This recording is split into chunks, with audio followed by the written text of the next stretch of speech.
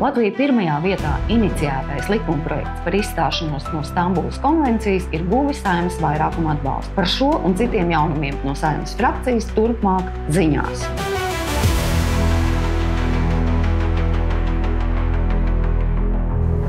Esiet sveicināti LPV TV, šis ir mūsu jaunais video formāts. Un šīs ir ziņas no Saeimas nama, kuras ik nedēļu vadīšu es, Līga Krapāne. Un nu ķeramies klāt.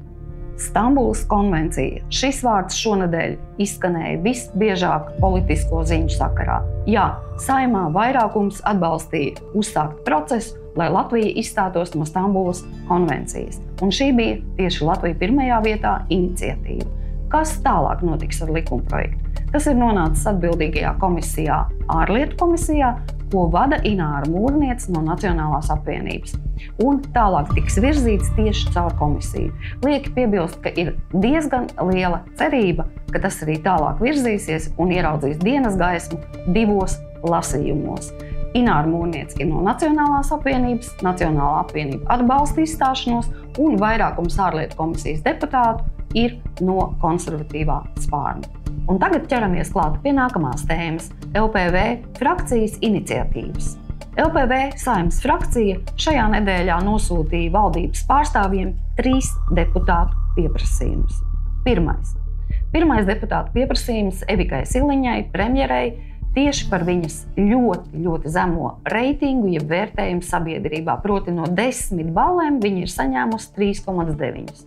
Līdz ar to mūsu deputāti parakstīja vēstuli ar jautājumiem par valdības nepadarītajiem darbiem un uzdeva Evikai Siliņai jautājumu, vai jums nešķiet, ka pie tik zema reitinga jums pašai būtu jāatkāpjas.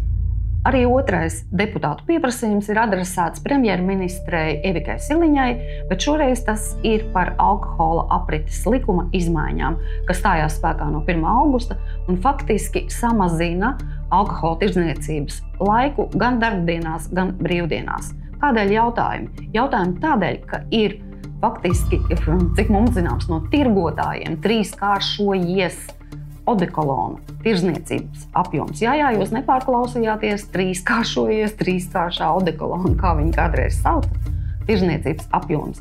Lūk, šis ir ļoti satraucoši, vai tāds bija mērķis, proti ir kontingents, ir cilvēku daļa, kuri lieto odekolonu, jo viņiem nav pieejams alkohols. Trešais deputātu pieprasījums ir adresēts satiksmes ministram Atim Švinkam, kurš iepriekšējā vakarā pirms Saeimā notika balsojums par Stambulas konvenciju, piedalījās raidījumā, kas notiek Latvijā un atļāvās 2, mūsuprāt, ļoti rupjas un politiķim nepiedienīgas lietas. Pirmkārt, 2 melot par to, ka iniciatīva par izstāšanos no Stambulas konvencijas nāk no Šlesera un Rosļikova. Tie ir meli. Iniciatīva nāk no Latvija pirmajā vietā, bet mūs ir atbalstījusi Nacionālā apvienība un apvienotais saraksts pirmkārt. Un otrkārt, ministrs Švinka atļāvās tiešraidē atklāti tirgoties ar savu politisko ietekmi, faktiski piedraudot ZZS, ja viņi balsos par izstāšanos, tad Ventspils ostai netiks atlaisti parādi un būs vienvārds sakot slikti. Šī ir atklāta tirgošanās ar politisko ietekmi. Un par LPV frakcijas darbu Saeimā šoreiz tas viss.